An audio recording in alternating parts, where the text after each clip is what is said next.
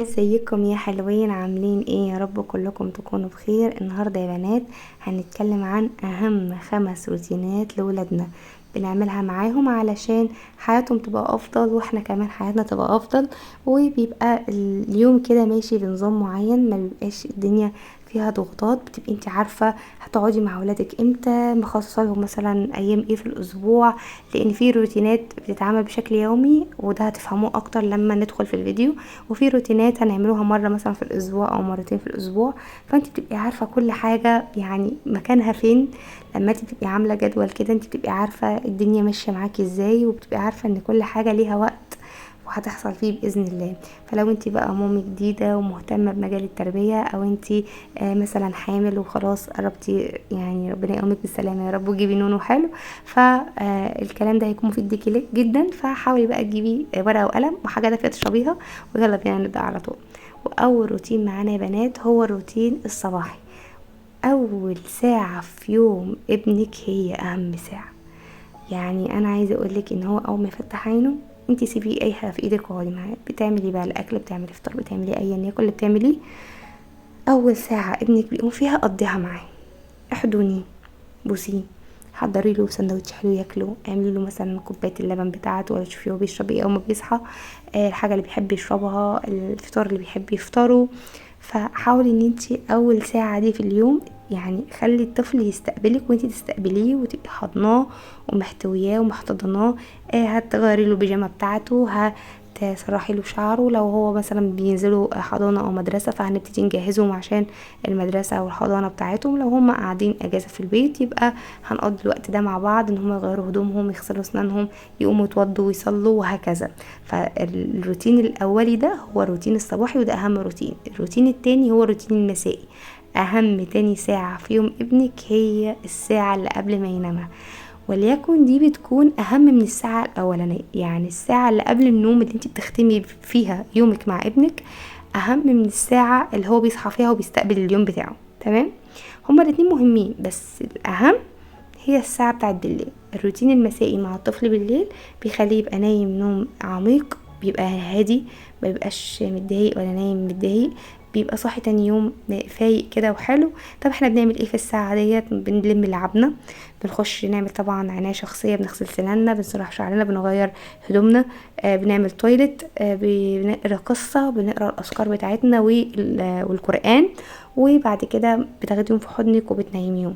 فمهم جدا الساعة بتاعت قبل النوم دي، لان هي دي اللي هترتب عليها تاني يوم كله. يعني الساعة دي لو انت عملتيها واستمرتي عليها هتلاقي اصلا فرق كبير في حياة ولادك. تمام؟ طيب روتين العناية الشخصية ده طبعا في حاجات بتتعمل بشكل يومي، زي ان احنا بنغسل سنانا. لو في الصيف بياخدوا شاور كل يوم، طبعا لو في الشتاء مش هياخدوا اكيد شاور كل يوم، هيبقى مرة مثلا في الاسبوع. تمام؟ فروتين العناية الشخصية ده حاجة بعملها كل يوم، زي ان انا بغسل اسناني كل يوم، بغسل ايدي ووشي كل يوم، بغير طبعا الغيار الداخلي كل يوم.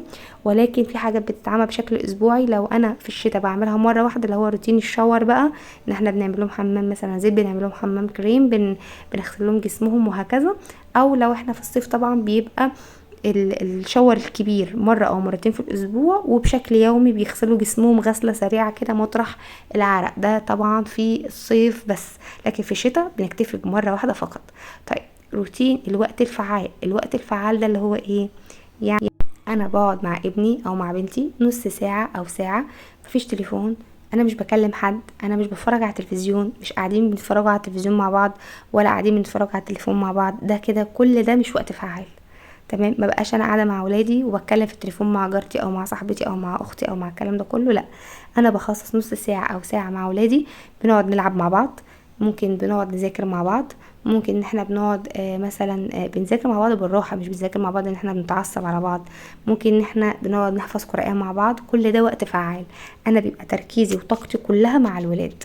تمام؟ ولو نستثنى كمان حته المذاكره، لان المذاكره احنا بنعملها بشكل تلقائي يوميا، فده ما يتحسبش من ضمن الوقت الفعال. انا عايزه وقت فعال تقعدي تتكلمي فيه مع اولادك، تساليهم ايه اللي حصل معاهم، ايه اللي بيحبوه، ايه اللي بيكرهوه، ايه اللي مضايقهم، ايه يعني. يبقى في وقت فعال بينك وبين ولادك، حتى لو نص ساعه ولا ربع ساعه في اليوم. لو انت مشغوله قوي يعني وبتشتغلي والدنيا معاكي ضيقه، على الاقل 10 دقايق ربع ساعه وقت فعال بينك وبين ولادك. طيب روتين العيله. روتين العيله ده بيبقى يوم اجازه باباهم، او يوم الاجازة بتاعتهم بنعمله بقى كده قعده حلوه مع بعض، بنفتحوا بقى التلفزيون. هنا ممكن اقولك ماشي، ده بيبقى مره في الاسبوع. بنعمل فشار، نجيب لب، بنجيب اي مسليات، شيبسي، حاجات من كده. حتى لو انت تعملها لهم في البيت، مش لازم تشتري الحاجات دي من بره، تمام، عشان بتبقى طبعا مش صحيه يعني من بره. وتبتدي بقى تقعدي معاهم في البيت وتعملي لهم كيكه كده حلوه بالشوكولاته، وتقعدي بقى تعملي كده جو حلو، وتفتحوا مثلا مسرحيه، تفتحوا فيلم كوميدي، بس ننقي الحاجه اللي بنتفرج عليها عشان في حاجات ولادنا ما ينفعش يشوفوها طبعا، تمام. وبنقضي كده يوم مع بعضنا، بيبقى يوم في الاسبوع بنخصصه وبنقضيه مع ولادنا. فخليكي فاهمه ان الاستثمار اللي انت تستثمريه في ولادك هو ده اللي هيفيدك بعد كده، وهو ده اللي انت هتحصديه كمان. يعني كل ما انت اديتي وزرعتي قوي في عيالك هتحصدي ده بعدين لما يكبروا. لو انت زرعتي غلط هتحصدي غلط، لو زرعتي صح هتحصدي صح. فمهم جدا ان احنا قبل ما نفكر ان احنا نحصد نشوف احنا بنزرع الاول. ما بقاش انا طول الوقت عنيفه مع ولادي وعصبيه عليهم وبضربهم وبهينهم وبقلل منهم، وعايزاهم يدوني بعد كده حب وحنان لما يكبروا بقى ويقفوا جنبي ويساندوني ويعملوني. فمهم جدا ان انا اشوف انا بعمل ايه دلوقتي معاهم هم صغيرين، عشان اللي انا بعمله معاهم هو ده اللي هيتردد لي لما يكبروا. وعايزاكي كمان تبقي فاهمه حاجه مهمه جدا، احنا يا بنات مش هنتسأل على النتيجة. يعني انتي ما تعمليش حاجة قصاد نتيجة، انتي هتسألي على السعي، ربنا هيسألك على السعي. فربنا هيسألك انت عملتي ايه في مسيرتك مع ولادك، مش هيسألك ابنك وصل لايه، هو هيسألك انت عملتي معاه ايه، تمام. ولادك اهم من الكلام في الموبايل مع جارتك، اهم في الكلام مثلا مع اختك او مع صاحبتك او مع اي حد. صلة رحم وكل حاجة، لكن دول ليهم وقت وولادي ليهم وقت. فانا دلوقتي ما اجيش على ولادي عشان خاطر اي حد تاني، لان ربنا هيسالني على ولادي، مش هيسالني على جارتي ولا هيسالني على صاحبتي. انا مش بقلل ابدا من صله الرحم، ولا ان احنا نود اهلينا ونتكلم مع مامتي واتكلم مع اهلي واتكلم مع صحابي واتكلم، مفيش مشكله، ولكن كل حاجه باعتدال بتكون كويسه. مبقاش انا طول اليوم مشغوله من البيت للاكل للكلام في التليفون وسايبه ولادي ما ربنا هيسالني عليهم، يبقى انا كده باجي على ولادي عشان حاجات تانية كتير. فده مهم جدا علشان نفسية ولادنا اهم بكتير من اي حاجة في الدنيا. بس كده، يا رب بقى الفيديو يكون فادك وعجبك. ولو الفيديو عجبك طبعا ما تنسيش تعمليه لايك وتشترك في القناة علشان يوصلك اي فيديو جديد انا بنزله. وطبعا تعملي لي كومنت حلو عشان بيشجعني.